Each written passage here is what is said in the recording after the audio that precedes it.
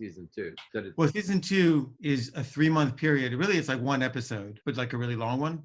It's one bit of chunk of time and not anything about itself within it. And that comes season 3. Oh, okay. So the sense that I got was the intended sense, because I actually started thinking that in the middle of watching and say, wait, this is less the show about the show. This is more the show with some elements of it. Yeah, I mean they're hard to extricate those two strands sometimes, but yeah, more or less.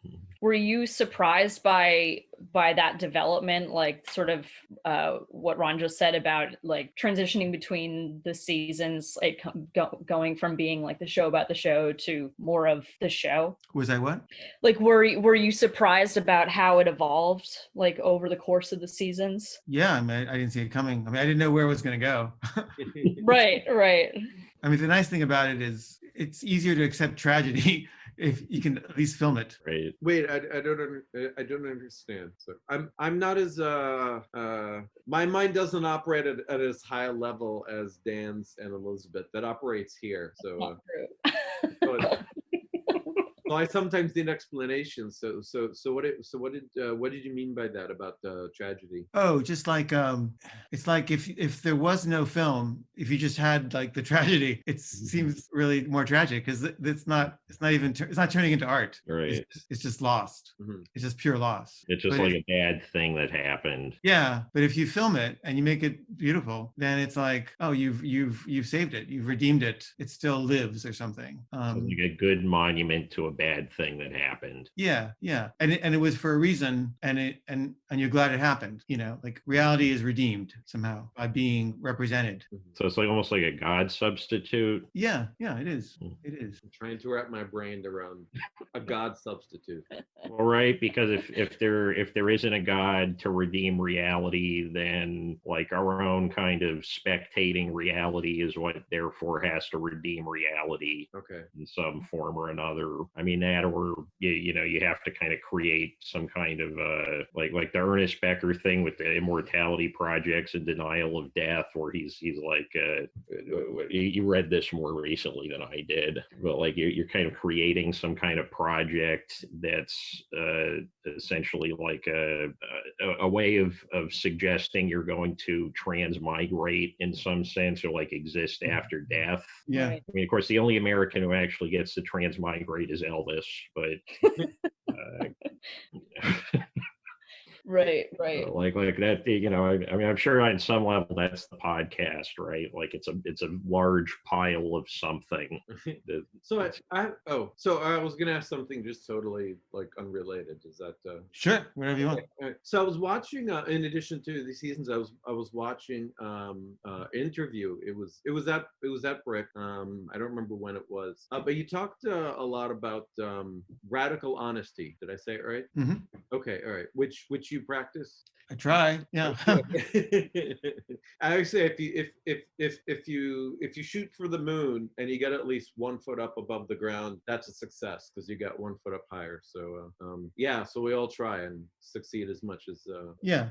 Yeah. I mean, I think it's hard to be maximally honest every moment, but I think that is kind of the goal. Yeah. How do you consider how it affects people? Because it is, I mean, the name is in there, radical. It's not something that's usual. It's not something that normally happens. So do you consider how it would affect other people? Yes and no. I mean, I just feel like you don't know how it's going to affect other people. You know, it's like, and something might look bad to somebody at a certain moment, but then it looks good to them later. Like it's not a fixed thing in time. And so it just seems like just be honest. Just say what just hew close to reality, and you don't have to like take a moral position about it. You just like, this happened, and people can judge for themselves what they think about it. But it's important to witness to it or something. So I'm trying to like really see the difference between these. I feel that it's really important to be honest, and if I'm just I have a really hard time with me being dishonest, and I won't lie, and even doing like little white lies. Like I'll be discreet about if people are telling me something, in private. That's different. That'll keep to myself. But if I screw something up, I'll cop to it. I'll be the one that says it. But I'm trying to just put my finger on it. What is the difference between that and radical honesty? Because they do feel like there's a lot more to the radical portion. Well, I think most people seem to me to have as their ethic try not to hurt other people. Like it's kind of a very defensive ethics. It's like don't harm. It's kind of the Hippocratic oath. Uh-huh. And then they define harm in this very narrow way, which is like it hurts somebody's feelings. And somehow there's this kind of like taboo against hurting people's feelings, which I think is really weird because feelings get hurt, and that's how they grow, and that's how people mature is through that. And to try to like avoid the pain of that is also avoiding the gift of that, and it just seems like a mistake. And also, you could hurt someone's feelings, but you could really help them at the same time. Like, people have hurt my feelings, but like you survive and you grow from it. And often it like helps you. You just don't know it and you don't want it. Like you're like, I don't want this reality, but it's just reality. Yeah. It's just like, can you handle reality? And a lot of people can't, but like we're here to handle it. We're here to embrace it. And we do that by calling things what they are and not trying to call it something else so as to not hurt people's feelings. We don't know what that is. We just, but we it's like, we think it's important. Like we think that's more important than honesty.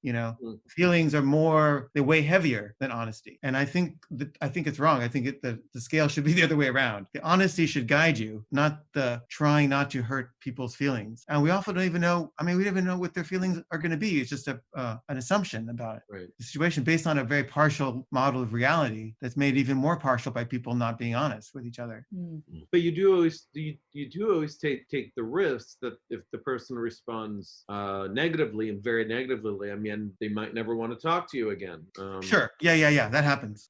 So then, yeah, I mean, you have to value honesty over your immediate self-interest or your assumed self-interest, because often, if they don't like who you are, if they don't like the truth of who you are manifesting itself, they probably don't want to hang out with you, really. Yeah.